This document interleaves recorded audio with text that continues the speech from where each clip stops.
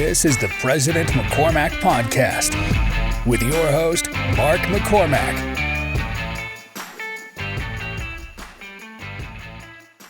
It's hard for me to turn my phone off.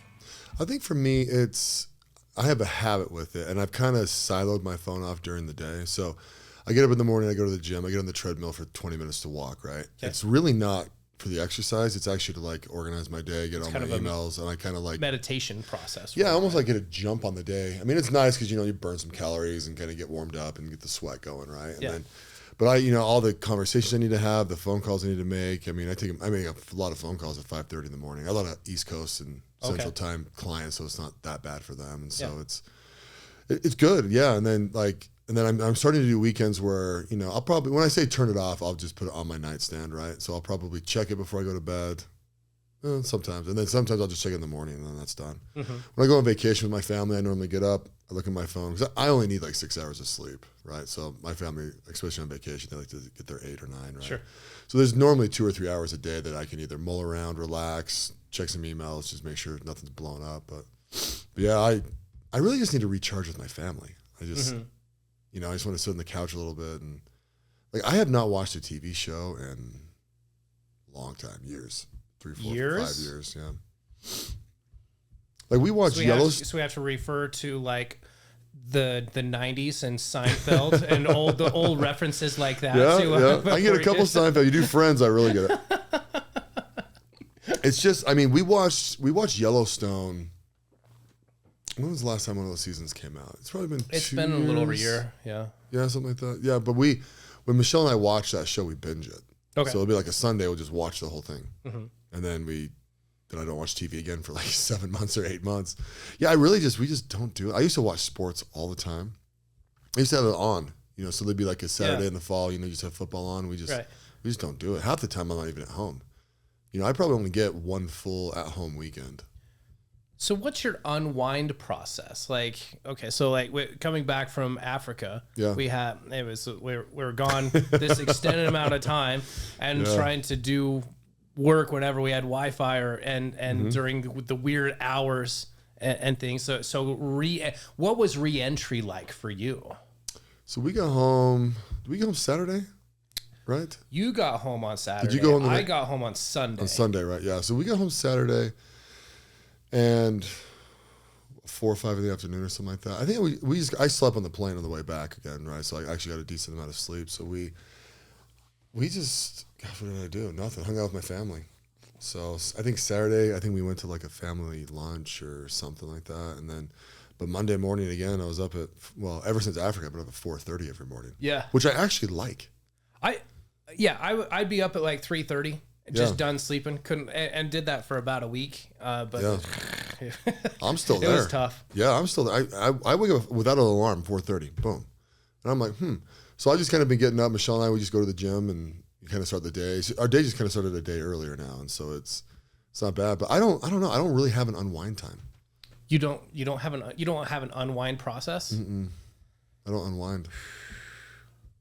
That's interesting. So do you feel like you're just kind of loose all the time and you don't need that?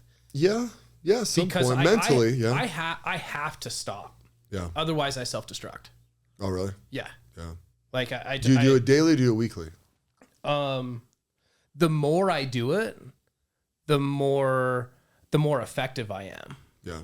And that tasks or problem solving or what have you takes a fraction of the effort and energy that it would otherwise take if I just try to keep that fast pace all the time. So what do you do to unwind? What do I do to unwind? I get naked. Okay, good. And and I have bath time. Oh, do you really? Yeah, I do bath. For one, I can't go anywhere. I'm not going to be interrupted. And so like yesterday was a big reset day for me. And so I was at the gym early, and then I had back to back calls in the morning. So I was sitting in my office. So I went directly from the gym. I walked, and I like to walk home from the gym. It's about a little over a mile. And anyway, so it was a little bit late. Anyway, walked straight in, put my phone down, and then I had 2.5 hours of calls, and I'm just like, I gotta. And then I spent the next 2 hours in the tub, and I'm just kind of working in my head, and was like, and really, I guess just kind of mapping my day, and mapping my emotions, and just sorting through the clutter that's in my mind and body, type of thing. And honestly, the more I do that, the more I make space for that kind of unwind, I'm way more effective in everything else that I do. It's so much easier for me to be present with my family and with work and everything else that I do. Yeah. Otherwise, I'm always kind of spinning and only half engaged in what I'm actually doing. Right. So I would love to not need that. Yeah. I would like, but yeah, if you, I need my 30 minutes of ridiculous TV time. You know what I mean? Yeah. That's really silly. You know, whether it be Seinfeld or something like that. That's just so dumb and ridiculous. But like the more I make space for the absurd, I don't know. I tend to take life very seriously. Yeah. Yeah. So I can see that. I mean, I definitely unwind. I'm trying to think of all the ways I do it. I meditate every morning, which is probably a version of unwinding, right? But is that in addition to your treadmill time, or is that? Yeah. Oh yeah. Okay. In addition, yeah. I actually do my shower. So a couple of months ago, I put a steam shower in my master bathroom so I can just sit in the steam and just gather my thoughts and calm. And I've done that for years and years and years. When I was a teenager, I used to like lay at the bottom of the tub, and just let the shower hit you in the chest or whatever. You ever do that? Yeah. Yeah. Like that was one of the most, it's hard to do that because I don't have like a bath and a shower anymore. Right. But like, and you probably don't fit very well. Yeah, I in don't one fit of those very old good, school setups either. That's when you talk about taking baths. It's funny. I normally only do it if Michelle wants me to, right? But we have a bathtub in our freaking bathroom, and dude, it takes, I don't know, 40 minutes to fill. Like, it's insane. We had to get 2 water heaters just to fill this stupid thing up. And I'm always like, man, this takes forever, like. But I'm kind of a high motor guy. Like, I'm always moving, always doing things, and like I don't dream. So like I just close my eyes, wake up, we're at it again. So I don't know. Yeah, I think another thing I really do is I try and be really, really present. Like when we were in Africa, right? Like I wanted to like be with the guys and blah blah blah. I never like took a nap or, you know what I mean? I like to just be engaged and enjoy things and experience things. And like with photos, I've noticed this recently. I just pull my phone up, take a photo, put it back. Like I don't care if people look good in it. You know what I mean? Right? I'm just like, I don't do like the 1,000 little pictures. So I got to go back and delete them all. I try and be very intentional and efficient with like everything that I do.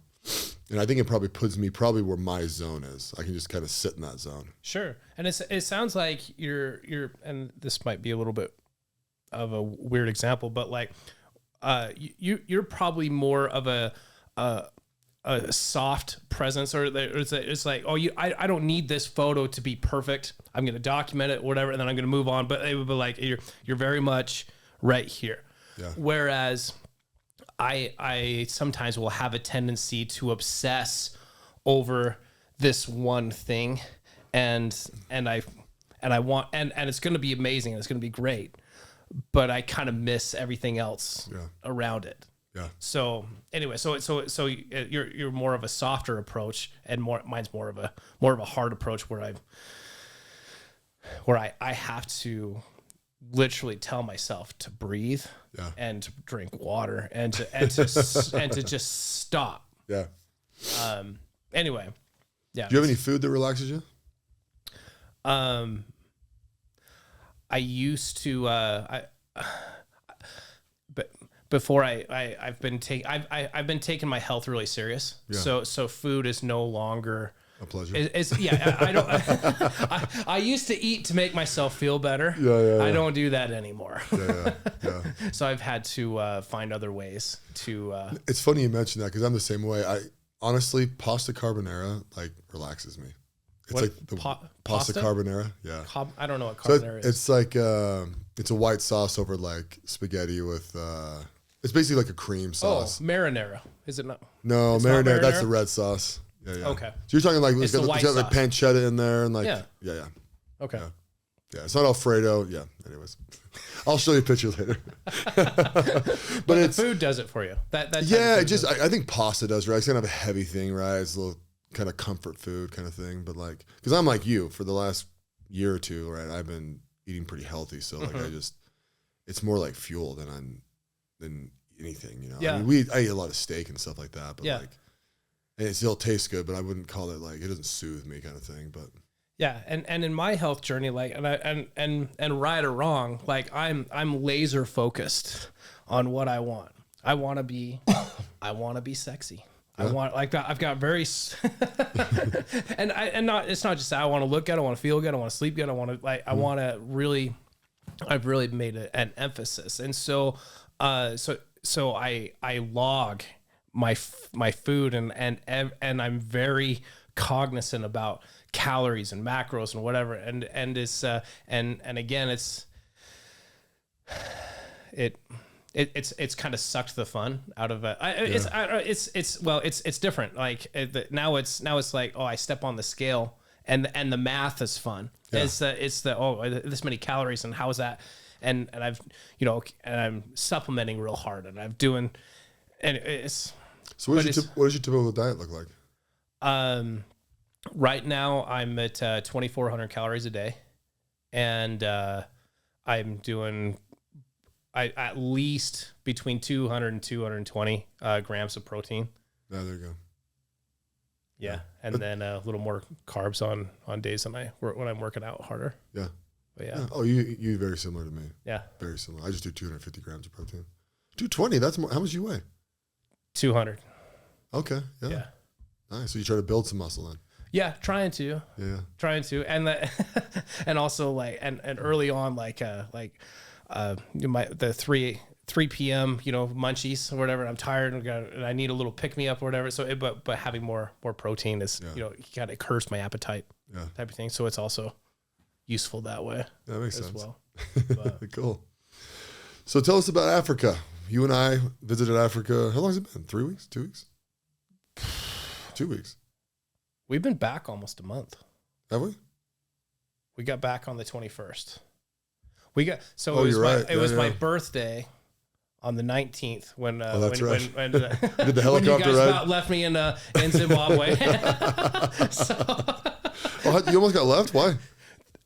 Somebody misspelled my name, my last name. Oh, that's right. On my boarding pass, and Jimmy was like, "Oh yeah, I saw that it was misspelled, but I wasn't really worried about it." I was like, anyway, yeah, that's it. Yeah. So the story is when you were going through the airport, so you were kind of one of the last guys to go through, right? Well, I ended up being the last. Oh, I guess that makes sense. Because it took like 30 minutes to change my boarding pass. Yeah. Because what did it say? Was it Dan Lake and not Daniel Lake or something? No, it was. They spelled my name without an L, so it was AKE. Oh, that's okay. So my last name is pretty short already, dude. Anyway, the problem too, like when you fly international too, right? Like they're very unforgiving on that side generally. Yeah. What they do? What justification did you have to do to they're like, well, clearly this is a misprint, whatever. But it's like, well, because it was booked in a group, I can't just go to my supervisor. I have to go to my supervisor, and then we have to change your boarding pass or whatever. So anyway, it worked out. And it's just so funny because we actually flew there. Yeah. So you flew to South Africa, then we flew to Zimbabwe, then we're flying back to South Africa is when you got pinched. Mm-hmm. Were you nervous that you weren't going to make it on the plane? No, I wasn't. Yeah. I mean, worst case, okay, then I come back the next day or we figure it out. I was laughing because when we came upstairs, someone came up and they were just like, "Hey, Daniel's got a problem with this thing," and I was just like, "Oh, that's funny. That bus ride's gonna suck." Yeah. Well, Rife, right? He ran out of freaking spaces on his passport, so when he flew to South Africa, he had to stay in the airport. Yeah, had to stay in the airport until that's a long. A long time. Luckily, that airport has a bunch of lounges, but right. There's certain airports, man. You got stuck in there for 9 hours, you'd be going crazy. It was a long flight. Oh, and I guess you guys ended up staying, right? Yeah, you guys stayed another night. Yeah, we did. Yeah. And so the last day, we just got a house and really just kind of relaxed most of the day. Yeah. And which I thought was great. Yeah. It was nice to hang out and just and not because every day when the trip began, like we were sleeping in a different bed almost every night, Yeah. and it was super high paced, which was fun or whatever, but it was also just kind of exhausting too. No, when I go on vacation, when I plan the vacation, right, we go to one spot, right? I'm going to Greece in a couple of weeks with my family. We're going to go to 3, right? But that's because they want to go all over the place. My wife originally wanted to go to like 6, and I'm like, I hate doing this. I hate like unpacking a bag, packing a bag, packing a bag. You know what I mean? I'd rather just like go to my hotel, come back, go to my hotel, come back, you know, and just feel like I live there almost. Yeah. I don't know if Jimmy is going to listen to this, but like, but yeah, that might. would be my critique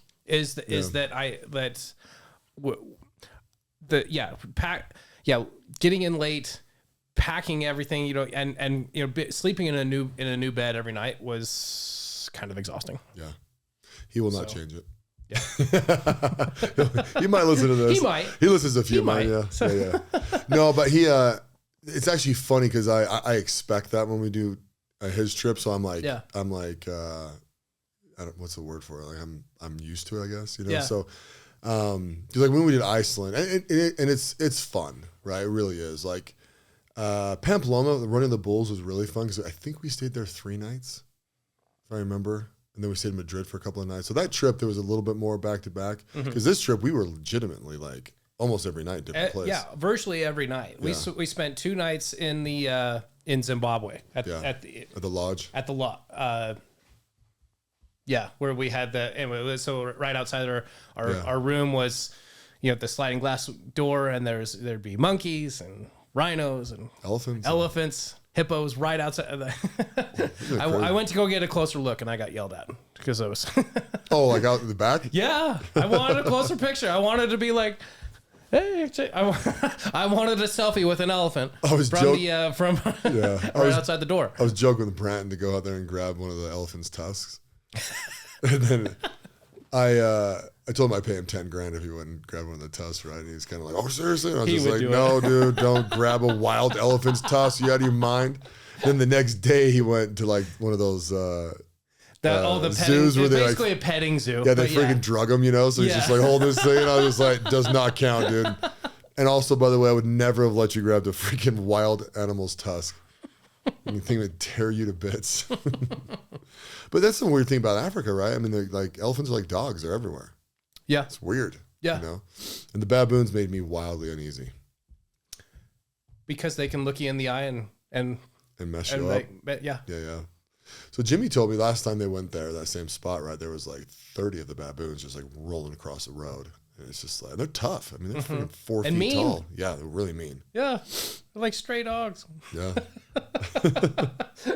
So that was pretty much my first time leaving the country. Yeah. So this was a big deal for me. This was like way out of my comfort zone. How'd you do in the flight? Mostly fine. It was hard, but anyway. But I was just so when I on the connecting flight, I thought I was on the same flight as everybody else. Yeah. Going to Atlanta. I was not.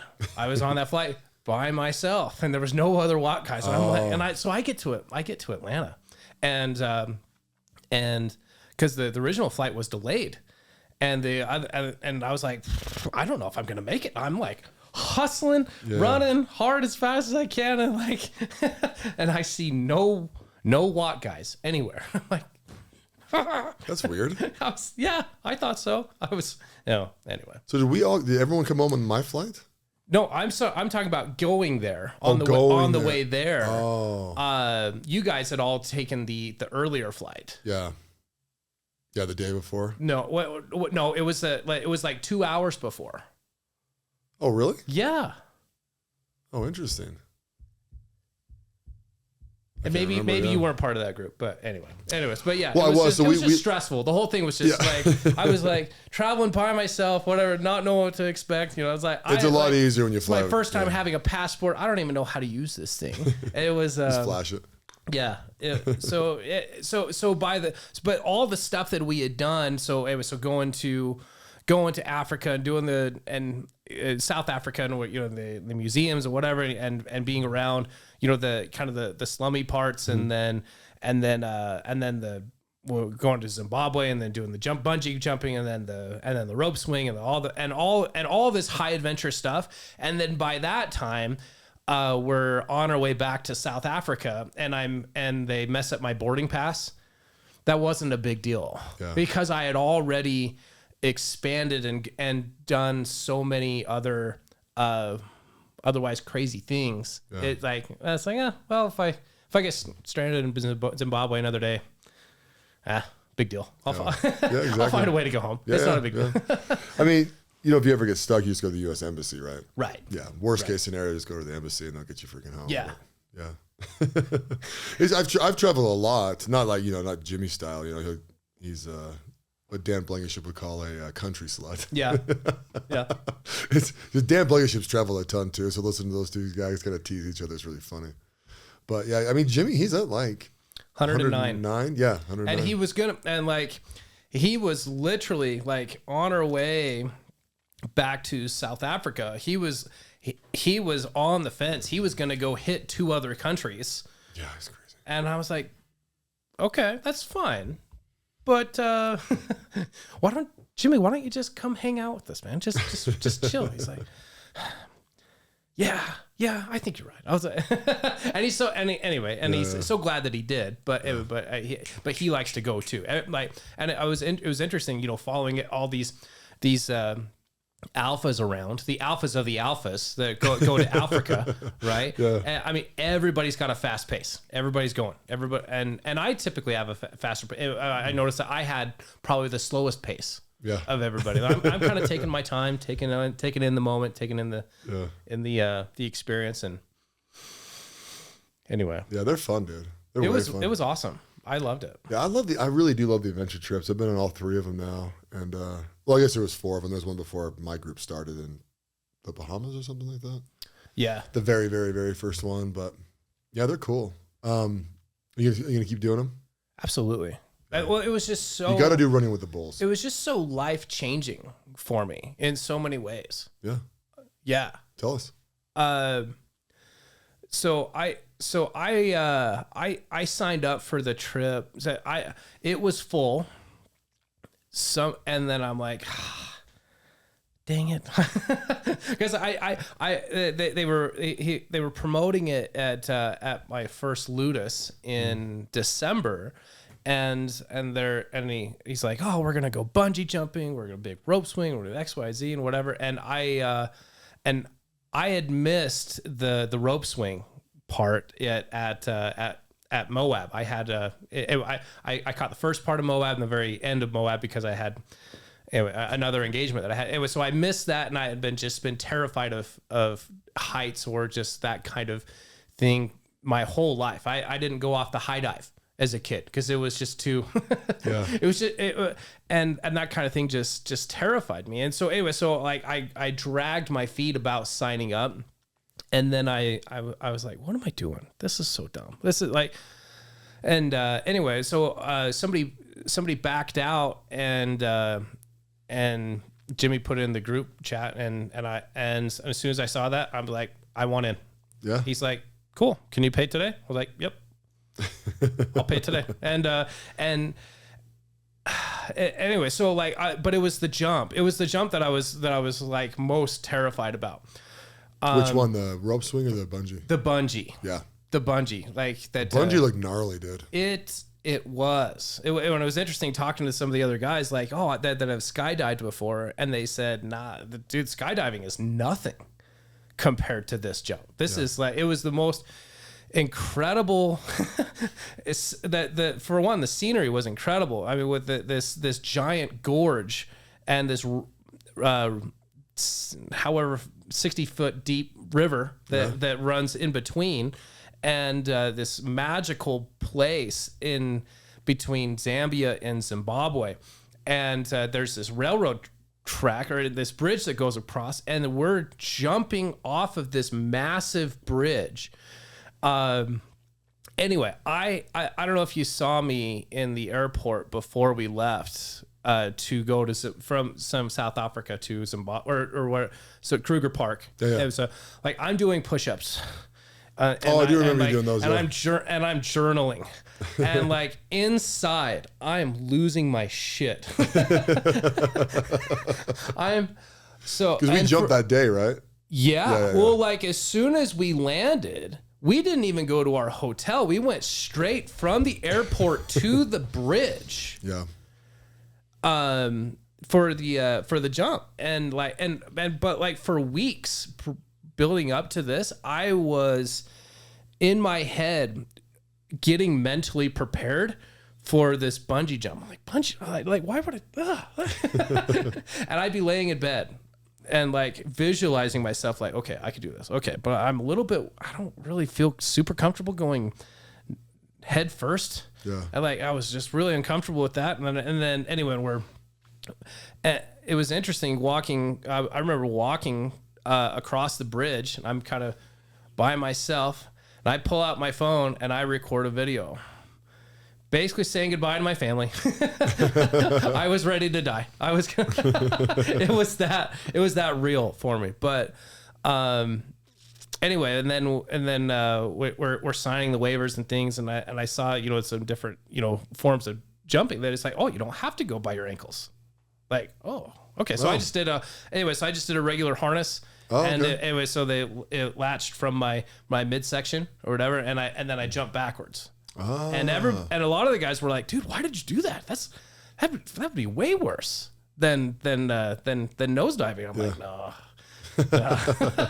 Diving head first, I think, would be really hard. Yeah. Anyway, but like that experience just opened up my mind and just blew past so many of the limiting beliefs that I had, and that all of a sudden, having this uncomfortable conversation at work, or this thing that I'm avoid, just other things in life that I've been avoiding because it was uncomfortable, because it was scary, because it was I just kind of didn't want to or whatever.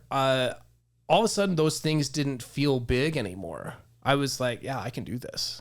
And so that's the most dramatic, life-changing experience for me is on the Africa trip. But I would say there was probably half a dozen or more experiences like that really opened and expanded my mind. Yeah. And I'm a totally different person as a result. Yeah.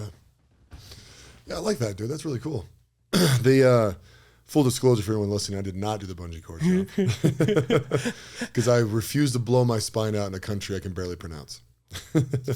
But it's funny. It's the second largest bungee cord jump in the world. Did you know that? Yeah, I think I remember hearing something like that. Yeah. And the rope was frayed, and like, it's like they're always like that. Everyone's always that's making. What they say. Yeah. Yeah, everyone's always making that stuff. I'm like, oh, it's frayed. I'm like, it's not frayed. They all look like that. Yeah.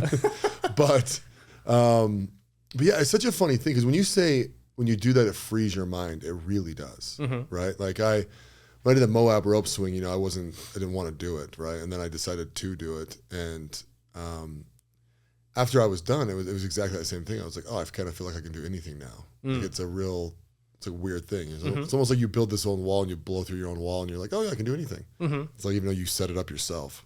But have you talked to John since being back? Which one, Hammond? Hammond, yeah. Yeah.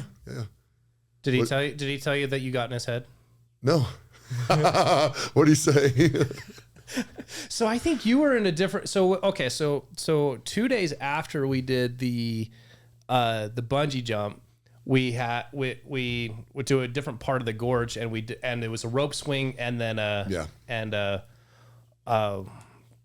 zip line, right? So, and anyway, and I think you were in the first group, and I was in the second group, and John. Anyway, so we're trying to hustle because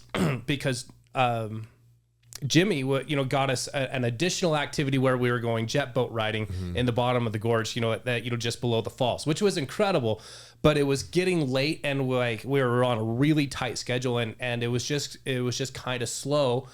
getting people, hitched up with the harnesses and whatever, and they jump and they pull me back up and what I said. Anyway, it was just kind of slow, right?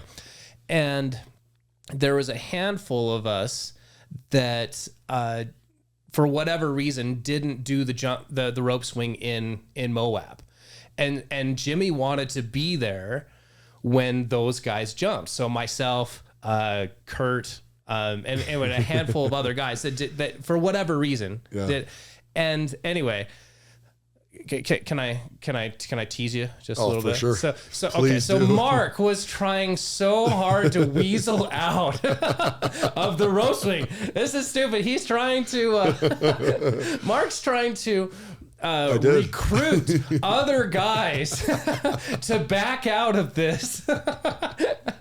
Underground gently. And he's trying to collude and get other guys to just be like, yeah, this is stupid. We don't have to do this. This is dumb. We've already done it. Because I mean, Mark he pounds his chest and he talks a big game, but he's got real fears like the rest of us, right? Yes, absolutely. And anyway, so we're waiting in line, and Jimmy keeps pushing guy. He's like, oh, we got to go. So because Jimmy was in the first group, and he's like, hey, Kurt, all right, you go next. And so John is waiting in line, and John's super stoic. When he decides he's going to do something, he just is going to do it. When I the first night I talked to him, I pull him aside. I'm like, dude, I don't know about this bungee jump, man. This is nuts. He's like, nah.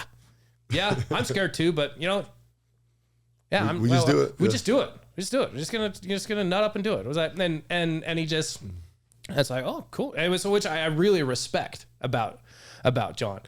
So John's hanging out with you, and he's hearing you like colluding and trying to get out of this, right? And he's waiting in line, and all this anticipation's building up, right? And Jimmy keeps pushing people in front of the line because, and like people like me, people like Kurt, people like others that did, and finally, so I'm in line and Jimmy's like, I gotta go, but no, Dan, you're going next, and John just kind of freaks out. He's like, Jimmy. If I can't go next, I'm not going. I went to dinner with John last week and his wife, and he's like, yeah, Mark got in my head. Just like, I almost didn't jump. That's too bad. I like to intentionally get in people's heads. Right.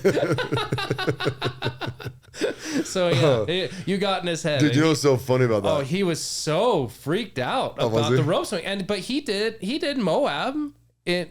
Just a few months before, he did it in December. He hadn't, he was totally fine on on everything else. Yeah. But that rope swing, dude, I don't hanging like out with you just freaked him out. I don't like the anticipation of sitting there forever. I don't. Because what did I probably jump? Were you there when I jumped? Yeah. Yeah. I don't know, 4th or 5th or something like that, right? Yeah. It was just like, but the thing is funny with me, dude, is I'm like. Like I'm teasing Jimmy, right? Because I'm like, how many times do I have to learn this lesson? Yeah. You know what I mean? Like I've already jumped, I've already done it, blah, blah, blah. And I'm like, at this point, it's a mitigation of risk for me. I'm like, what's the upside of doing this? To me, is nothing. Sure. Right? And so what's the downside? Well, I die, right? So if there's no upside, take it all out.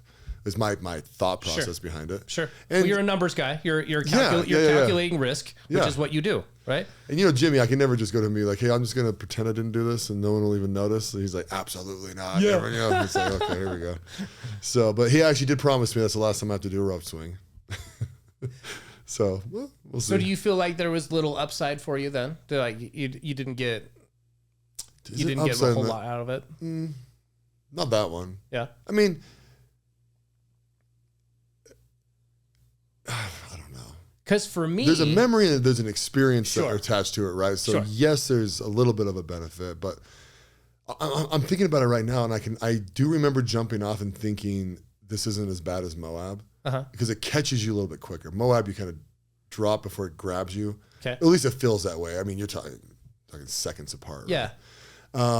Milliseconds. Really. But the real thing I remember is actually, swinging out there. I'm like, okay, it's done. You know what I mean? Because once the thing catches you, it's like kind of tranquil, right? It's just kind of like, oh, this is pretty. Yeah. And as the thing starts pulling me back up, I'm like staring up this cliff. And I'm looking down, and I'm just like, holy shit. I hate being in this position. Yeah. Like, I hate being like vulnerable. You're going up at like what 4 inches a second. You know what I mean? It's just like this slow pace up, and then you kind of climb up to the top, and I'm uncomfortable sitting there, because I'm like I can feel my own body weight, so they're unclicking me. And then as soon as I'm off of there, I do like the relief feeling of being done with it. Right, like I'm done, so that kind of feels good. But no, I didn't like have a. It wasn't as freeing. Like the first time was really freeing, and so it's almost like I sort of like the more times you do it, it almost diminishes. Sure, I think you first definitely couple times. There's diminishing returns. Yeah, on if it's just kind of a regular thing. And the zip line was fun, right? But it was also me and Taylor went down that. We're just like yeah. But what I tried to do is I tried to talk him into doing the jet boats instead of. The jump. Okay. So then we ended up doing both. But do you like the jet boats, right? I love the jet boats. Yeah, I thought the jet boats was fun. Yeah. It was fun. But for me, it was so useful to do the rope swing. So it took me about a day and a half to really process emotionally and mentally and physically like what had just happened with the bungee jump. And then 2 days later, for me, a lot of those lessons were reinforced in that second jump, and it was still it was terrifying. Like that that 2.5 second or whatever free fall was terrifying. It was still really scary. But for me, it was so good for me. It was tremendous upside. Yes, there is downside. Yeah, like obviously dying is not bad. Not ideal. But it's also the chance of that happening is also almost zero. So to be fair to the equation, right? Sure. Yeah. But anyway, for me, and I've been home and my kids have asked like, oh, would you do it again? And I said it depends on what the upside was. Mm-hmm. There's like, well, what do you mean? I said, well, okay, well, if I can help, if I were to do it again, it would be with my kids, and if I can help them overcome their limiting beliefs and their fears and whatever, and then all of a sudden they come out of that feeling powerful and they believe in themselves and they can do the things that they didn't think they could do before, then yeah, I would do it again, because that is tremendous upside. To just do it recreationally or whatever, probably not. Yeah, that's just not my flavor. Yeah, I guess. Yeah, and I'm cool with that. So what were your favorite people you met on the trip? John Hammond is the big brother that I always wanted and never had. Yeah. And he could see, I don't know. Yeah. I learned so much. That's probably what I enjoyed most about the trip, was just the different conversations with that. Okay, when you spend that much time, day in, day out, I think it was 10, 11 days with, and day in, day out with these guys, and you have just conversations and just learning how people think, learning how they approach life, and that it's different from me, and just learning from those perspectives. Like say for John, for example, like somebody, I think Jimmy was teasing him that he was firing a guy over the phone. He was like, man, John fires more people than I. And John's like, well, I'm not effing around. I got stuff to do. Anyway, he has very high standards for his work life, right? And in a unrelated conversation, we're talking about our marital relationships, and we're in the safari, right? And somebody was talking about, it's like, I really want to help my wife, develop her talents and this and what, and John's like, no, dude, you're wrong with that. It's like, no, you need to love your spouse where she is, give her her space, and don't try to change her, don't try to. And anyway, so for me, I thought that was so insightful, because for one, he has this ridiculously high standard for what he's going to allow in his workspace. And yet in his personal relationships, he is all grace. He is all love and all accepting type of thing. And I mean, John is that's one example, but I could pick a bunch of different conversations that I had with a lot of the different guys that where I could take, you know, this little nugget and this little lesson here and there that I feel was probably the most impactful of the entire trip. Yeah, I can see that for sure. John's an amazing dude. He is. He's been one of my favorite dudes ever since he came into the group. Yeah, I like John a lot. Yeah, he's just so real. You know, how close are you guys though? Are you guys within an hour of each other? 40 minutes. 40 minutes, yeah. Yeah, Nephi's pretty close to Delta. Yeah, I always try to remember because what are you, 2 hours from here? From here is an hour and a half. Was it only an hour and a half? Yeah. I should know this, but I served there for 7 weeks, you know, on Yeah. mission. Yeah. I don't think I've been back since I was on my mission there, to be honest, but I need to come down there though. I actually really like Delta. It's kind of it's a really community based.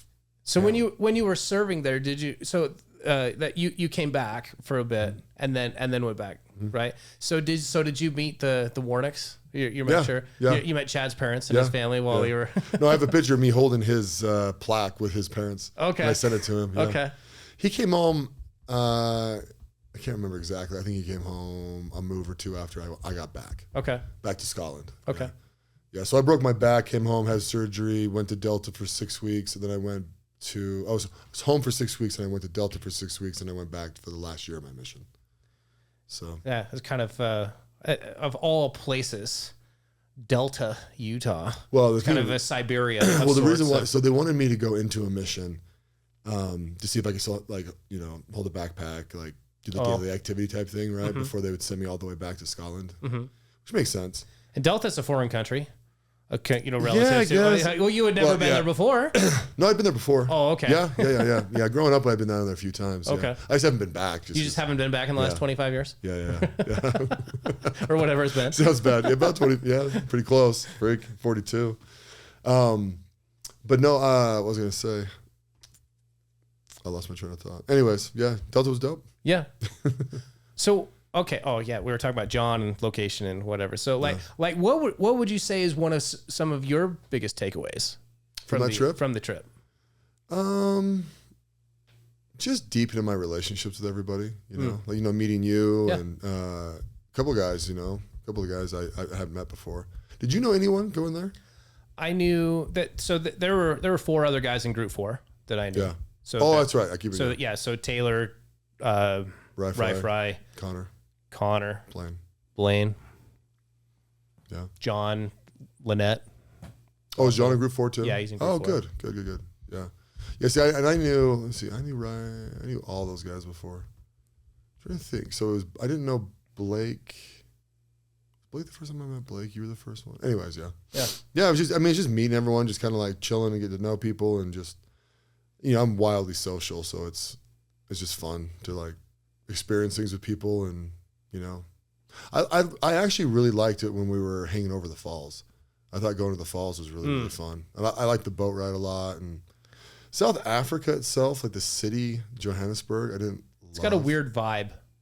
Yeah, like they'll kill you kind of vibe. Yeah. Yeah. I don't know. It was just yeah. Yeah. I thought that was, you know, tremendously educational for me. Yeah. And learning about, you know, their history and things made me so grateful to be an American. Yeah. Oh yeah. Yeah. Did you how did you observe the other people in the group, right? Because there's some of us who just tease each other relentlessly. Mm-hmm. Like, did you notice that? Yeah, you've got an interesting relationship with who's your I can't remember his name. Josh Sherwood? Yeah. Yeah. Oh yeah. Yeah. I feel like you guys took the gay jokes a little bit too far. That's all we do. That was light for us. Yeah. Dude, I was joking about that. I didn't even tell gay jokes until we got into We Are the They, and I don't even know why we do it. Well, in Group 2, we do it all the time, and so it's like, good feedback though. Just for what it's worth. Oh, there's one guy in the group. I'll leave him unnamed, and like he asks for it all the time, and I'm just like, guys, go easy on him for a little while, but like, he'll just never let the gay jokes go. Are those new for you, gay jokes? No, anyway, to me, it's the lowest form of comedy. Oh, that's in my opinion. Yeah. But yeah. So it did take me a little bit to, I guess, feel comfortable in the group of like, because for one, like, okay, so I feel like a little bit like the odd man out. I'm kind of new. And even group 4, we had our first Ludus 5 months ago. Yeah. Anyway, so really, I came into We Are the They not knowing anybody. Yeah. I came in, just because I was just so intrigued. Yeah. And so anyway, what really attracts alphas in general. And then the guys, like I said this before, like, okay, the guys, there's only 23 guys that went to Africa, and they're the alphas of the alphas. And so you guys are a lot. You're a lot to take or whatever. Oh, absolutely. Draws me to listen to this. He is telling the truth. No, it's we're actually used to it too, right?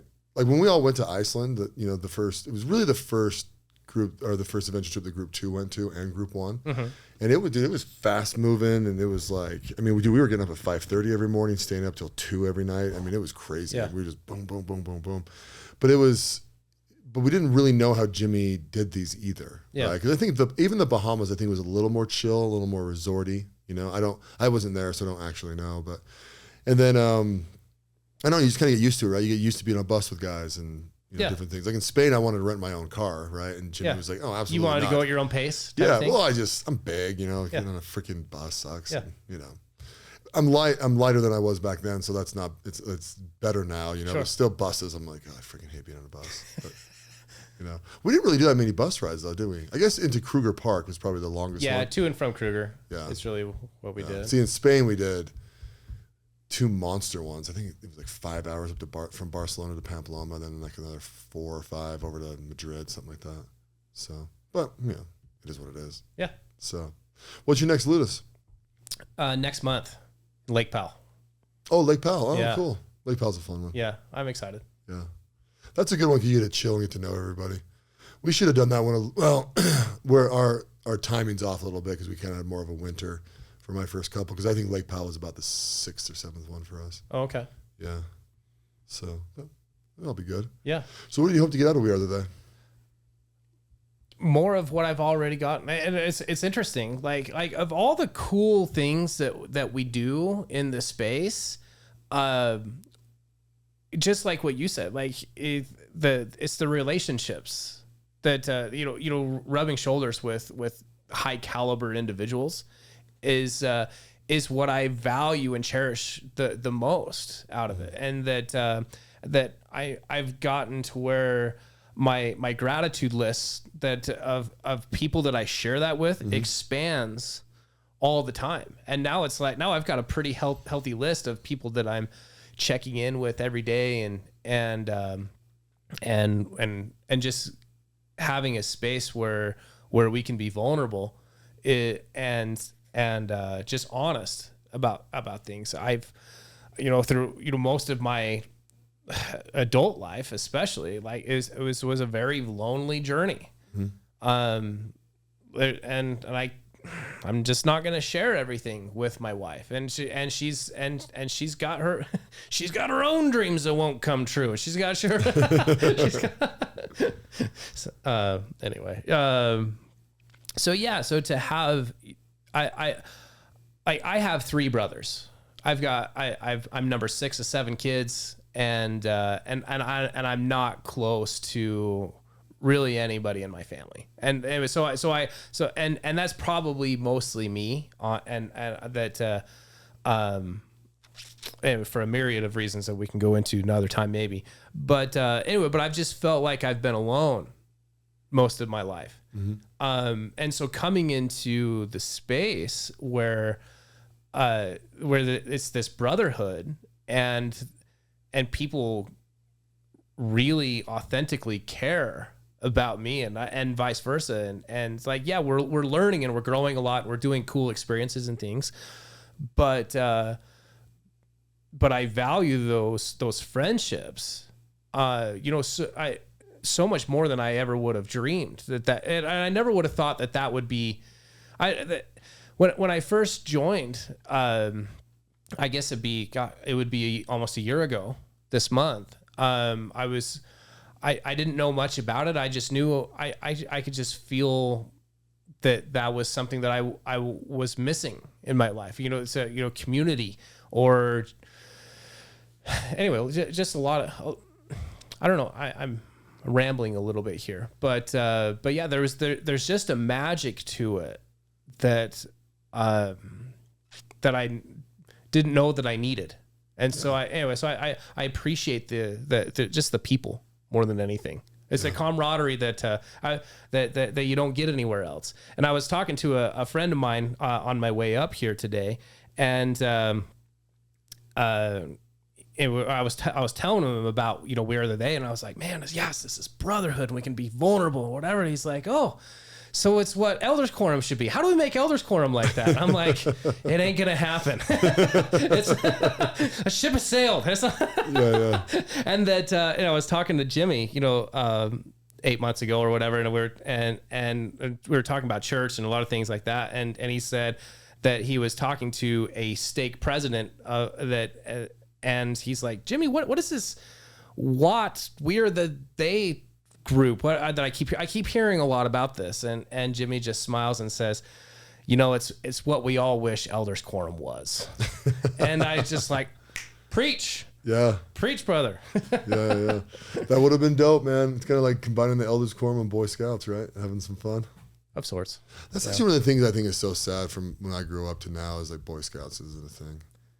I've got kind of a mixed bag of Boy Scouts. I'm an Eagle Scout. Rather, my mom's an Eagle Scout, but she would put my name on it. Yeah. But good. Anyway. Well, my friend, we got to wrap up today. Yeah. So I'm going to wrap up with your best advice. With my best advice, was I supposed to be prepared? I don't prep anyone. You don't prep anybody?